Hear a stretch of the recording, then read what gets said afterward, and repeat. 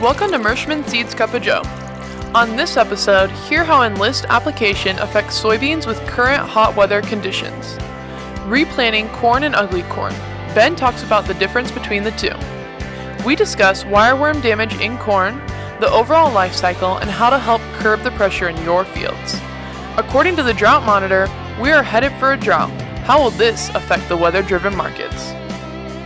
Welcome to Mershman Seeds Cup of Joe, episode 45, season 3. Ben, you've been out in the field this week seeing a lot of stuff. There's a lot to look at out there, isn't there? Yep, we have a lot going on right now. I kind of wanted to talk about first, we've had a handful of calls and I've gone out and looked at Enlist soybeans. Because of the weather in southeast Iowa, we've had a little extra rainfall. Not all the pre's got put on, so we're having some Enlist applications happen a little bit earlier than they normally would. You know, we're right at that 21 days after planting. So we're seeing some Enlist go down on soybeans. The soybeans look really nice, but we are in our first week. We didn't really have much of a spring. We kind of went from winter to summer like that. Mm-hmm. So we are in June, so the warmer weather is to be expected, but with a little bit of volunteer corn out in those fields, guys are using crop oil, Enlist, and Roundup, and AMS to condition the water, and that's a pretty hot mix right now. So the soybeans haven't seen a lot of heat. They haven't gone through drought stress, so the waxy cuticle isn't as thick on those soybean leaves and cotyledons and stuff. So you are going to see more burn this year than I think that we would have seen in years past, just because the beans went from 60-degree weather to 95-degree weather in a matter of 7 days. So that's something to be aware of. Look out for it. You said that you had a similar call this past week. Yeah, a guy called and said, I'm going to have to replant my beans. And I said, what'd you put on them? And he had put on Enlist 1 and Liberty. And I said, they're going to be fine. He said, they're flat on the ground. He said, they're going to have to be replanted. I said, give them 12 to 24 hours, look at them again, and I think you'll be completely satisfied with what you see. But that's to be expected when you have super high temperatures and humidity. Those beans are going to really, we call that droopy phase or of the soybeans when they are first applied. But when it's this hot and this humid and you're putting it on, that droopy is going to turn into a more dramatic effect. And these beans, he said, were flat on the ground. We'll follow up on that, but I'm sure they're fine. Yeah. But it's going to be more severe this year in these conditions. Yep, especially, yes, in these conditions compared to the conditions that have been applied the last 3 years. So we're going to see a lot more of that. That's a good thing to note. The other thing that I guess the best visual for that would be like what dandelions look like after you spray 2,4-D on your yard. They get kind of twisted up and lodged up. And what's happening there is the cells that bring moisture and nutrient from the bottom of the plant to the top of the plant, the xylem and phloem, those cells actually reproduce at such a rate so fast that the plant can't handle it, and that's what's happening as the plants curl up. Distort the... Yep, and then once they reproduce so fast it actually kills the plant itself. So that's what the soybeans have to metabolize to survive that application while all the other weeds are dying. So the weeds will die, but the beans will stand up and look normal. Yep. In about 24 hours. Yep, and then that bronzing effect from what I was talking about, your first rain, usually and then you said trifoliates blow out of that. They look nice dark green. So be expecting a nice green field once we get a shot of rain on those. Next thing I kind of wanted to talk about is we have made lots of hard decisions on where to replant corn, how to replant corn, what spots to be replanting corn. I'm probably a little bit more aggressive in the approach of replant because I hate looking at a really thin stand for the rest of the year when we have 4 or 5 foot skips. If it's at least the size of whatever planter you're replanting in, I'm a little bit more aggressive because I'd rather have a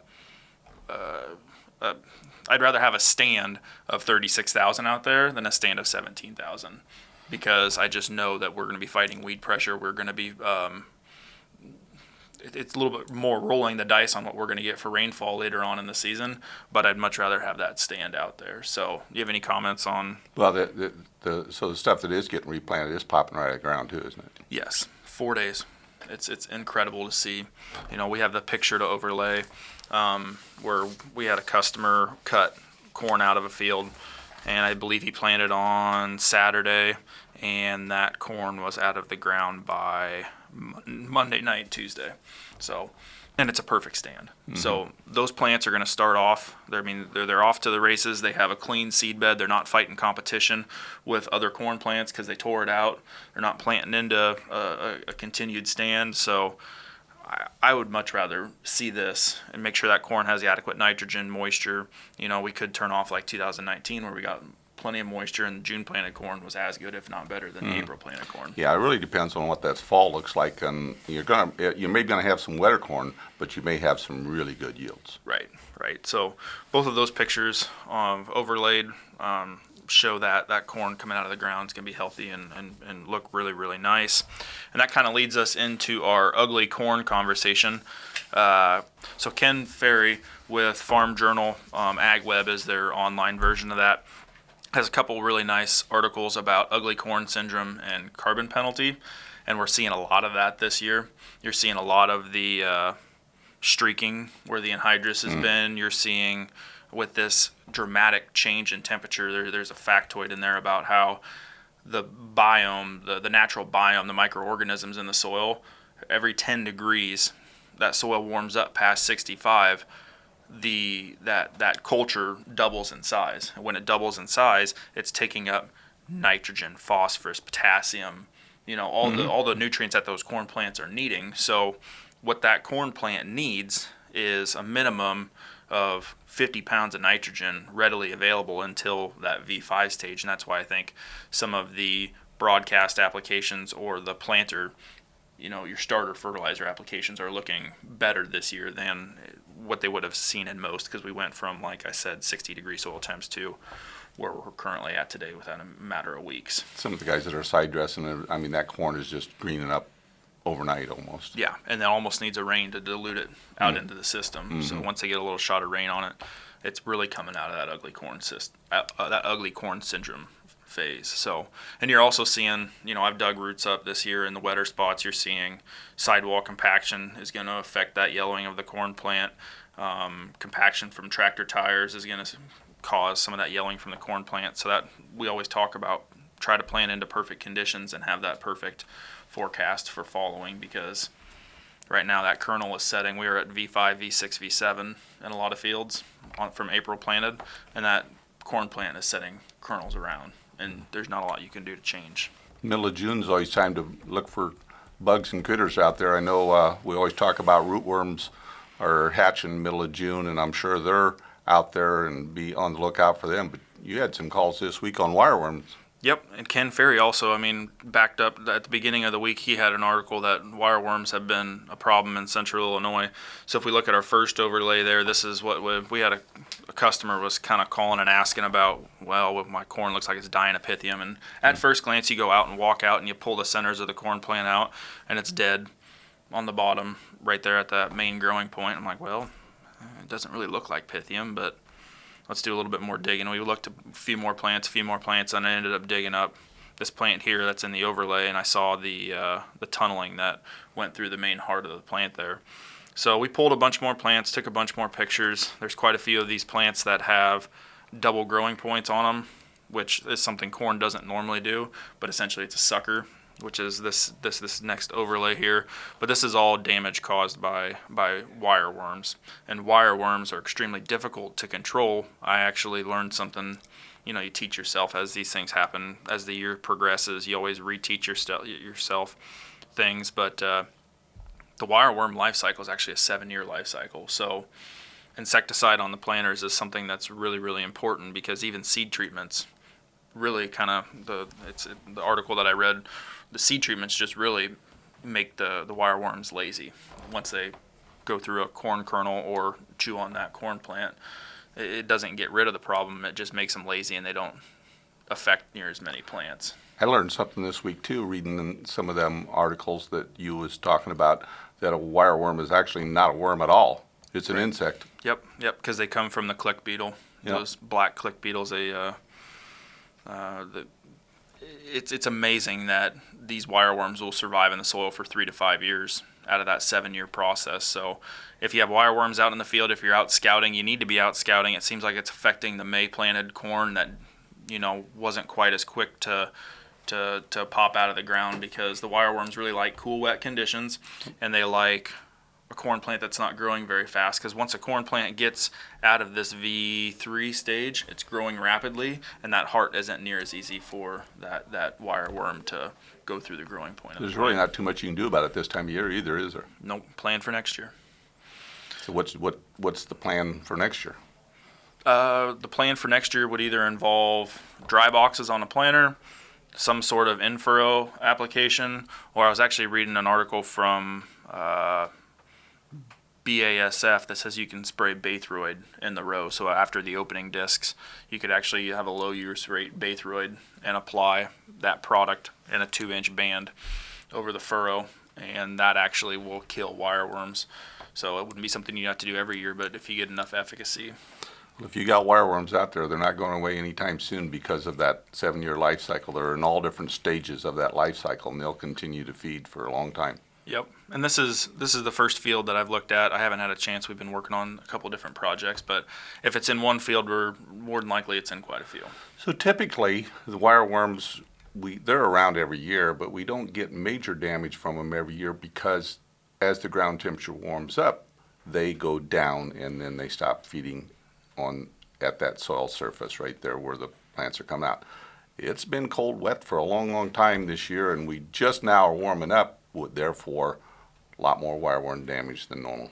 And then we're just now seeing it because it's the exaggerated effect of plants that are this tall versus plants that are shorter. So that's basically what I had for this week. It's been a busy week. I guess if I had to touch on something, anhydrous would be the last thing, or nitrogen testing would be the last thing I'd touch on.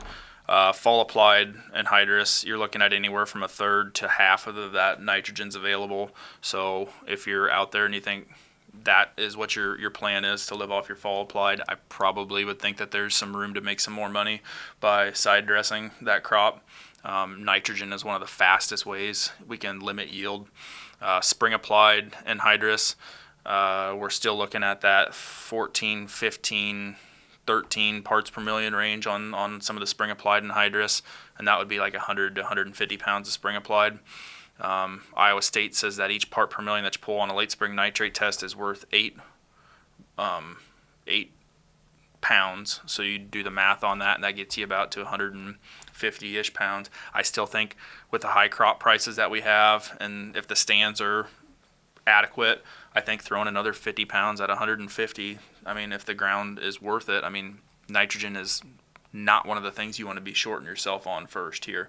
And if you're out there doing it, you might as well throw a little bit of sulfur and boron in your liquid mix and try to cover a few more bases. I always said that a couple 20 pounds of extra nitrogen is worth about 2 inches of rain when you're in drought conditions like we're coming into, or appears we're coming into. Yep, and we kind of touched on it last week about, that corn plant is constantly, if it's looking for nutrients, if it's starving itself for nutrients, it's going to be pulling more water in than if it has adequate nutrients there at the base. And that's what we're trying to do. We're trying to get nutrients around that 12-inch ball where the corn plant takes the majority of its nutrients and moisture in. Yep. So now it's that time of year where there's never anything not to look at. You can be out there looking at your crops every day, and we encourage everybody to be doing that because, it's $5 to $6 corn is what we're looking at, the potential for this crop that's in the field here right now. The opportunities are there and available for anybody who wants to take advantage of them. The WASDE report come out this week, and it was basically no major surprises to speak of. The focus is definitely on the weather and that forecast. Every time that forecast changes, the markets will move one way or the other. So sometimes between the overnight trade, the forecast will come out and it'll react, and then the forecast comes out the next morning, and it's different and it reacts a different way. But it's that time of year. We're in the first week of June, and we're already. The drought monitor come out this week as well, and we're already 61% of the U.S. is in some stage of drought, which is crazy to think about that in the first week of June. That's supposed to be our wet month. And so if we're not getting rain in June, it's going to be very, very difficult for us to try and catch up any deficits. And some parts of the Midwest are running 5, 6, 7, 8 inches deficit right now. And so it's going to be, it's not going to happen. You're not going to catch up. And so the question is how long can your crop survive with what you have for subsoil moisture in the ground right now? In some places it's pretty short, in some places we're really good. But this dry is going to take this heat's going to take its toll. And of course, very soon we're going to be looking at that forecast for the first week of July for pollination, which is probably going to be set back just a little bit this year, don't you think? Yeah, I think it'll be set back. So that the first couple of weeks of July, that forecast is going to be critical, and the temperatures that we see during that time, because that's the most important time for corn, is the temperatures at pollination and whether we get rain and we can actually even get pollen shed if it gets too high. Overnight temperatures when you start out in the mid-70s, you don't get any cool down period, and cool down period is what you got to have for pollen shed. So. Yep, and the reason that I say it would be setbacks because we virtually had zero growing degree accumulation in the month of May, and we usually have a pretty substantial amount starting off. So. Nope, it's that time of year, and just encourage everybody to stay focused on the markets and the weather, and take advantage of the opportunities that are out there, because they're definitely there to make some profit this year if your crop can get to the end and get combined and in the bin. Yep, and try something new while you're doing it. Try something different to try to maximize that yield, because it might be something that pays off rather quickly. Well, that brings me to the corny jokes, Ben. Yeah, I'm sure it does. You're going to have to think on these just a little bit. Okay. So, why was the baby ant confused? I have no idea. Because all of his uncles were ants too. Nice. I have a feeling that came from Joe. Yeah. Joe gave me some of these before he left. Gotcha. So, the second one I've got is what did the 0 say to the 8? No idea. Nice belt. Yeah, that'll get us to next week. All right. Those are pretty bad. Thank you, everyone, for tuning in to Cup of Joe, and we'll see you next week.